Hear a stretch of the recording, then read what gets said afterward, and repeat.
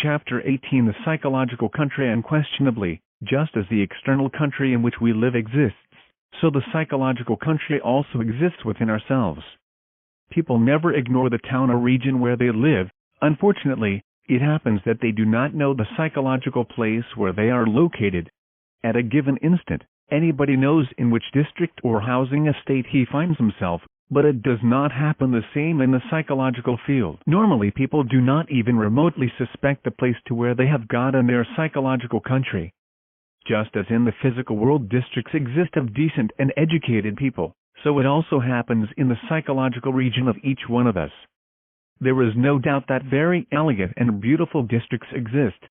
Just as in the physical world there are districts or areas with most dangerous alleyways full of assailants, so the same also happens in the psychological region in our interior. It all depends on the sort of people accompanying us. If we have drunkards as friends, we will end up at the pub, and if they are gay dogs, we will end up at the brothel. Within our psychological country, each one of us has his companions, his is, which will take one to where they must according to their psychological characteristics. A virtuous and honorable woman, splendid wife, of exemplary conduct, living in a beautiful mansion in the physical world, could be located at dens of prostitution in her psychological country due to her lustful is. An honorable gentleman, of blameless honesty, splendid citizen, could be located at a den of thieves in his psychological region, due to very bad companions, is of theft, very submerged in the unconscious. A penitent anchorite, possibly a monk of a particular type living austerely in his cell, in some monastery, could psychologically be located in a district of murderers, gunmen, robbers, drug addicts, due precisely to and for conscious or unconscious is deeply submerged among the most difficult bends of his psyche. There is a reason why we have been told that there is much virtue in the wicked and much wickedness in the virtuous. Many canonized saints still live in the psychological dens of theft or in houses of prostitution. This which we are emphatically affirming could shock prudes, pietistical ones, learned ignoramuses, know-alls, but never shock true psychologists. Although it might seem incredible, crime also hides among the incense of prayer, crime also hides among the cadences of verse. Beneath the sacred dome of the most divine sanctuaries, crime puts on the robes of sanctity and uses sublime words. In the profound depths of the most venerable saints, live is of brothel, theft, homicide, etc. Infrahuman companions hidden in the unfathomable depths of the unconscious. Much did the diverse saints of history suffer because of this reason. Let us remember the temptations of Saint Anthony, all those abominations against which our brother Francis of Assisi had to fight. Nevertheless, those saints did not say it all, and the majority of anchorites kept silent. One is astonished by thinking that some penitent and most holy anchorites live in the psychological districts of prostitution and theft. But they are saints, and if they have not yet discovered those frightening things in their psyche, when they discover them, they will use silices upon their flesh, they will fast, possibly flog themselves, and will plead with their Divine Mother Kundalini to eliminate from their psyche those bad companions which have got them into those dark dens in their own psychological country. Much has been said about life after death and the beyond, by the different religions. Poor people, let them not rack their brains any more about what is there on the other side, beyond the grave. Unquestionably, after death each one of us goes on living in the same psychological district as always. The thief will continue in the dens of thieves.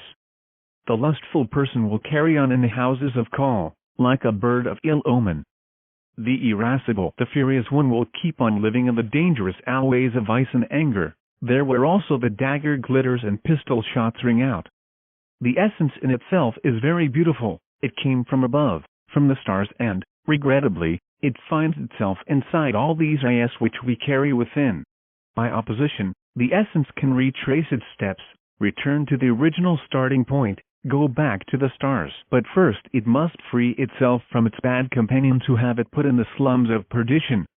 When Francis of Assisi and Anthony of Padua, distinguished Christified masters, discovered within themselves the is of perdition, they suffered indescribably, and there is no doubt that, by means of conscious work and voluntary suffering, they achieved to reduce to cosmic dust the whole of the inhuman elements which were living within them. Unquestionably, those saints Christified themselves and returned to the original starting point after having suffered a lot. First of all, it is urgent, unpostponable, that the magnetic center which is abnormally established in our false personality is transferred to the essence. Thus the complete man will be able to initiate his journey from the personality up to the stars, ascending in a progressive, didactic way, degree after degree up the mountain of the being. As long as the center of gravity continues to be established in our illusory personality, we will live in the most abominable psychological dens, though in practical life we might be splendid citizens. Each person has a magnetic center which characterizes him. The businessman has the magnetic center of business, and because of this he develops in markets and attracts that which has an affinity, customers and merchants. The man of science has the magnetic center of science in his personality and subsequently attracts to himself all the things of science, books, laboratories, etc. The esoterist has in himself the magnetic center of esoterism, and as this kind of center becomes different from the matters of personality, undoubtedly, for this reason transference occurs. When the magnetic center becomes established in the consciousness, in the essence, then the return of man to the stars begins. Chapter 19 Drugs. The psychological unfoldment of man allows us to see the harsh realism of a superior level within each of us as something evident. When we have been able to directly verify for ourselves the concrete fact of two men within ourselves, the inferior one in the normal ordinary level, the superior one at a higher octave, then everything changes and we try in this case to act in life according to the fundamental principles carried in the depth of our being. Just as an external life exists, so an internal life also exists. The external man is not everything. Psychological unfoldment teaches us the reality of the inner man. The external man has his way of being, is something with multiple attitudes and typical reactions in life, a puppet moved by invisible strings. The inner man is the genuine being, processes himself in other laws which are very different, and could never be turned into a robot. The external man does not do a thing without being securely protected. He feels badly rewarded, feels sorry for himself, self-esteems himself too much.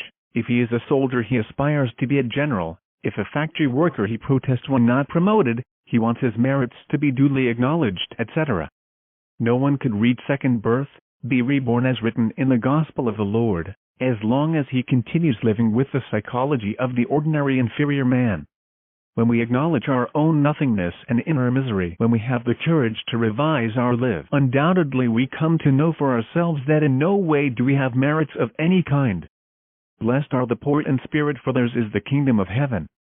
Poor in spirit or indigent in spirit are really those who acknowledge their own nothingness, shamelessness and inner misery. Beings of that kind unquestionably receive the enlightenment. It is easier for a camel to pass through the eye of a needle than for a rich man to enter the kingdom of heaven. It is ostensible that the mind which is enriched by so many merits, condecorations and medals, distinguished social virtues and complicated academic theories, is not poor in spirit and therefore would never be able to enter the kingdom of heaven. The treasure of faith becomes unpostponable in order to enter the kingdom. As long as the psychological unfoldment has not occurred in each of us, faith is something more than impossible. Faith is the pure knowledge, the direct experimental wisdom. Faith was always confused with vain beliefs. We Gnostics should never fall into such serious mistake. Faith is direct experience of the real. Splendid episodes lived by the inner man. Genuine divine cognition. It is ostensible that the inner man, by knowing through direct mystical experience his own internal worlds, also knows the internal worlds of all the people who populate the face of the earth. Nobody would be able to know the inner worlds of the planet Earth, of the solar system and of the galaxy where we live, if he had not first known his own inner worlds. This is similar to he who by committing suicide is escaping through a concealed door. A drug addict's extray perceptions have their particular root in the abominable organ condarticator, the tempting serpent in Eden. The consciousness bottled among the multiple elements which constitute the ego processes itself by virtue of its own bottling. So the egotistical consciousness comes to be in a comatose state, with hallucinations very similar to those of any subject under the influence of this or that drug. We can lay out this question in the following way. Hallucinations of the egotistical consciousness are the same as the hallucinations brought about by drugs. Obviously, these two types of hallucinations have their original causes in the abominable organ conjugator. See Chapter 16 in this book. Undoubtedly, drugs annihilate alpha rays. Then the intrinsic connection between mind and brain is unquestionably lost. This is in fact a total failure. A drug addict turns vice into religion and being astray intends to experience the real under the influence of drugs, ignoring that astray perceptions produced by marijuana, LSD, morphine, hallucinogenic mushrooms, cocaine, heroin, hashish, tranquilizers in excess, amphetamine, barbiturate, etc., etc., etc., are mere hallucinations elaborated by the abominable organ conjugator. Drug addicts, involuting, degenerating in time, definitively submerge into the hell worlds eventually.